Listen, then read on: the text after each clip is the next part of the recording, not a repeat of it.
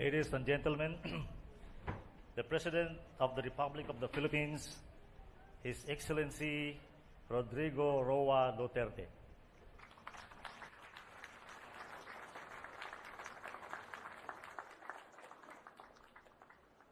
Kindly sit down, thank you.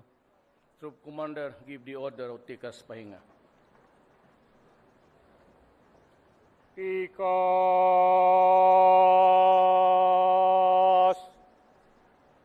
Ha! Tikas. Ha! The Vice President, Lenny Robredo. This is my first time to meet you personally.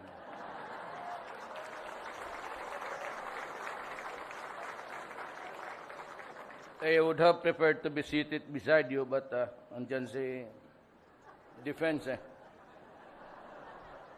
President Fidel V. Ramos, the first Filipino who journeyed to Davao City to ask me to run for public office and presidency. And he said to me, "You run because it is high time that Mindanao should have its president." Maraming salamat sa iyo, sir. Secretary Delvin Lorenzana, we were together in Davao many years ago. And, well, of course, that is why I chose him. Kasi yung kilala ko. Yung iba, hindi ko kilala. So, Lieutenant General Glorioso Miranda, sir, please sit down, sir. Napapahiya ako. Bishop Leopoldo Tumulak, the members of the diplomatic corps, major service commanders, and the men and women of the armed forces of the Philippines, members of the foreign armed forces attachés, fellow workers in government, my beloved countrymen. Alam mo, the first job of a president is not to go to war, but rather to bring peace to his land. So even before I was, I was already proclaimed, but before assumption of office, I was busy going around Mindanao and talking to a lot of people to bring about peace in our land. Started with the left and with the NPAs, and we got a favorable answer from the leaders, including Maria Sison, Jose Maria Sison. Alam mo, it was in the 1970s na nakinig ako kay Maria Sison, Jose Maria Sison, talking about revolution. And I was then in the AB and half of it, well, of course, sa College of Law. And I am now 71 years old, and the Communist Party is still talking of a revolution. Kaya sinabi ko sa kanila initially, anong gusto ninyo sa bayan natin? I was a student, ako lolo na ako ngayon, at naging presidente pa. I don't know really why. You have to supply the answer. Maybe President Ramos can give us an idea. Well, we got this favorable response from the outside, and we started to talk. I went to the camp of Murad and started to talk to the Central Committee and Jafar. And since Noor is a friend of mine, and I said, Noor, we're about to go. Matanda na tayong dalawa. Are we still going to fight at this time? My job is to bring peace. My job is to talk to the enemies of the state, to the Communist Party of the Philippines, to the MILF, and to the men, and see if I could make a difference in our lives. Alam mo, hindi ko sinali ang Abu Sayyaf neither dito o sa criminal campaign natin, because the Abu Sayyaf is closely connected with the issue of Mindanao. Originally, Mga tao sila ito ng MN, pati mga anak na yung MN ngayon, pati MI. And that was where the futility they saw in the Mindanao issue. Simply stated, they're claiming the historical right and more privileges for them. And I cannot blame them. You know, when Magellan landed in Leyte in 1521, bringing Christianity with him and propagated it everywhere in the Visayas and Luzon, 100 years before, Sulu area and some parts of Mindanao were already Islam. And that is why a lot of the historical planners never really took into the consideration that there was this oppression by a series of government na hindi kanila. And they think that until now, we are trying to repress them. And I said to them, you know, you cannot drive us away anymore. Kagaya ko at pati yung mga anak ko, half of us are really Moro already. I have a branch of my family, my little boys and girls who are Moro. And so behoves upon me, I think, to really look for the answer. And if I can hack it, and if I can talk to Maria Sison and bring about not a coalition government, an inclusive government, they are there already. And I said that just so long as the powers that would pertain to matters belonging to the police and the military, hindi ho sa inyo yan. But all others, the mundane matters of governance, I can give it to you. And we are talking. Next week, we're to talk to the MI, and eventually, I think I'll have to travel to Hulo to talk to Nur. I am willing to give them safe conduct passes, only the leaders, at baka matsambahan ko na magkaroon tayo ng mapayapa. And if that happens, really, I can retire happy and I can look back and say that I did my duty in nation building. It is not a war to be fought forever. We cannot fight forever.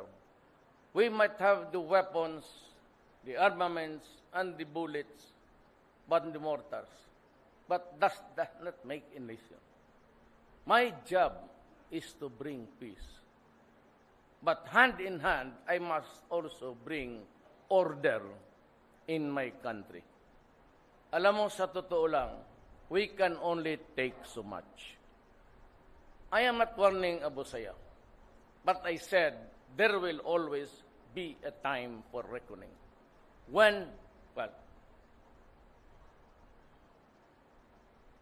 just keep our fingers crossed. And I said we can only swallow so much.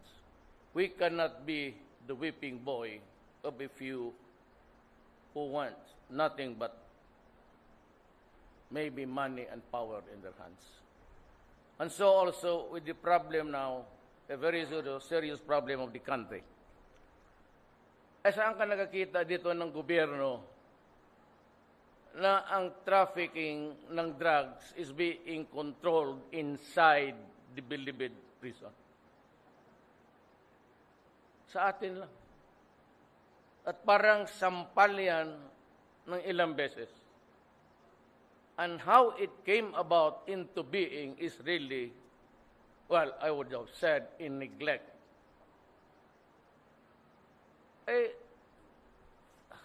How can it happen na kung mag-inspection ka sa Bilibid, you have to ask permission from the idiots inside? Ay, nako. This is my first day. I'm warning them there. They have the TVs there inside. Kaya napasyal ako noon, pagpasok ko, I was there to see, I accompanied Pastor Kibuloy to pray over kay Webb, yung anak ni Webb, who was in Muntinlupa. At pagdaan ko doon sa death row, sabi, oy, Mayor, Akala ko naman taga Davao. Sabi ko, ang rami yung taga Davao na kulong ah. Sabi na hindi mayor, mga Ilocano kami, halo-halo, mga waray. Nakikita ka namin sa TV. Well, the TV is there now. Magbilang kayo ng araw. Magbilang kayo ng araw. Sa ginagawa ninyo, do not be the solution of it all. May problema dyan, hinihiya ninyo ang gobyerno, sinasampal ninyo kami.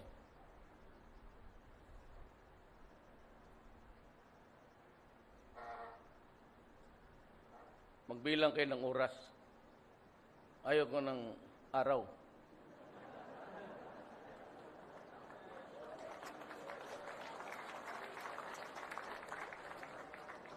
The drugs must be suppressed. It cannot be eliminated. For as long as the greed for money is there, the very corrosive effect of money has had an impact on our society. There are a lot of people, lives destroyed, using it. And noon, they were in the rural areas. Now they have reached the hinterlands. And they are getting the carabaos and the pigs and the chickens and the eggs. Well, nakikinig naman yung mga NPA, nasa pwesto pa naman kayo. Ano kaya yung korte nito, yung korte ninyo na, I don't know if it's a kangaroo or otherwise, pagpatayin na lang ninyo para mas madali ang solusyon ng problema natin. Anyway, kung maengkwentro ninyo yan, it's always a crime committed in your presence. You do not shoot anybody just because you see them walking. But I know you have this validation. Kayo dyan sa bukid, tatapusin na ninyo yan. Mas mabuti, wala na rin kayong ginagawa. There's a slowdown in the fighting. Why should we be fighting? When as a matter of fact, I'm just awaiting for the arrival of Season to talk to him. And maybe, just maybe, in the fullness of God's time, we can have peace amongst us. Yung mga droga ay malala. And I have to call in the armed forces of the Philippines to help. Sadly, gusto ko sanang ang inyong Board of Generals will be a vibrant entity within the organization. As I have promised, and as was my practice during my mayorship days, I never interfered kung ano ang trabaho ng police. I did not even want to entertain yung request for an assignment of a certain police officer in the barangays. I'd always tell them, go to the police director. I do not want to interfere in this all. The best support that I can give you, and you can ask anybody, lahat yan sila ngayon nasa gobyerno, nagdala-dala ko. There once upon a time, city police directors. And, well, the performance was there. Lahat naman mababait at mahusay. Except for a few. And in this our society now, nagbabaha yung droga. And DrugLords, and the criminals. And there were a lot of Chinese citizens, Philippine or otherwise, kidnapped, ransom demanded, but they were never really returned. So tinapon lang nila kung saan, ilibing nila kung... These are the things that we have to stop. And that is why I said I would be harsh. Not cruel, but I would be harsh. And wala akong tolerance sa droga. Zero. So, yan ang laban natin ngayon. Kayong nagbakasyon dito from the fields in Mindanao and in the Visayas, you might want just to join the hunt for them. We will eliminate the DrugLords once and for all. We have to stop this practice sa bilibid. Bitawan na ninyo yan o kainin na ninyo ngayon ang supply ninyo.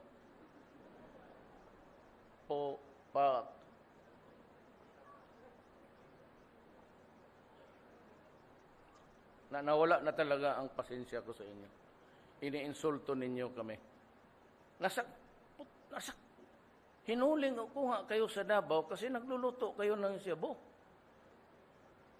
Hindi ko kayo pinatay dahil magalit ang human rights. Dinala ko kayo dyan sa Muntinlupa after conviction at pagdating dyan, nagluluto na naman ng siyabo. Anong klase?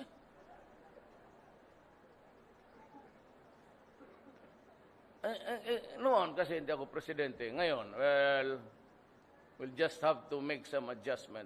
You know, there is always a time for everything. There is always a time for you to make money and make a mockery out of our laws. There's always a time for you to be in control even if you are inside the prison. But there is always a time to rest and to die. Ganon ang buhay. As you are born, there's also death. I'm not threatening you. I'm just telling you that there is always a time. And for us, the security forces, the armed forces and the police, there is always a time. We can only take so much in so. We can only take so much hanggang kaya lang ng sikmura natin. Ako ay nasusuka na. And you have to help me put a stop. In the final days of the campaign at Luneta, I gave this statement and I said, I will put at stake my honor, my life, and the presidency. Sinabi ko sa inyong mga kriminal, lahat kayo, if you destroy my country, I will kill you. If you destroy our children, I will kill you. If I am asked by anybody, including the Commission on Human Rights, I do not know you. Salamat po. Thank you.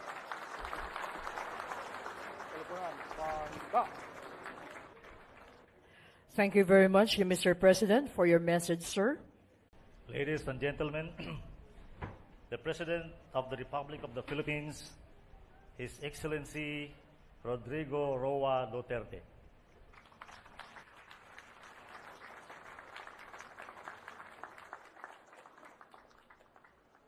Kindly sit down, thank you.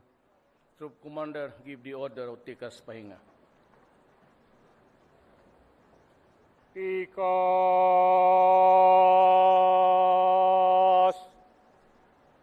Ha! Tikas. Ha!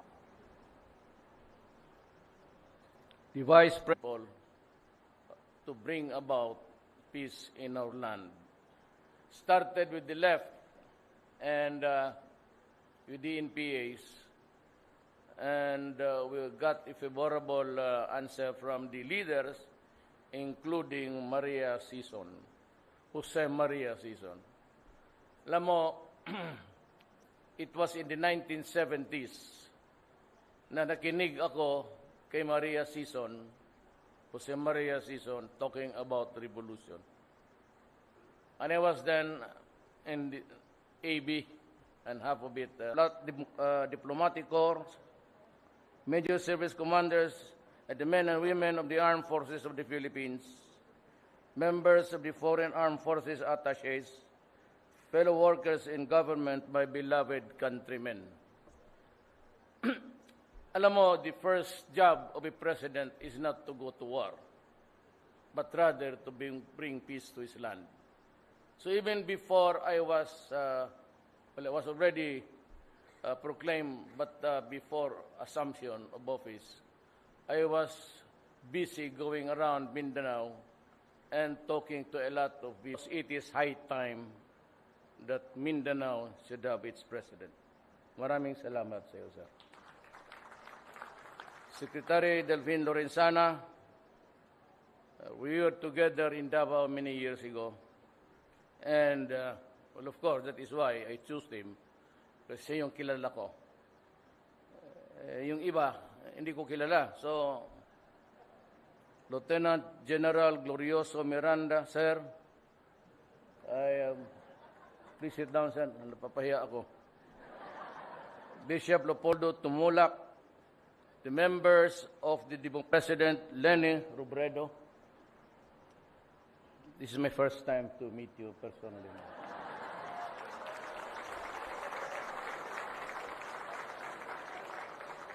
I would have preferred to be seated beside you, but andyan si Defense.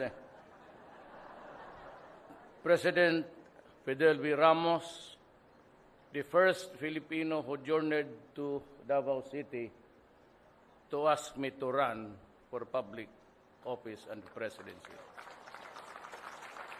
And he said to me, you run because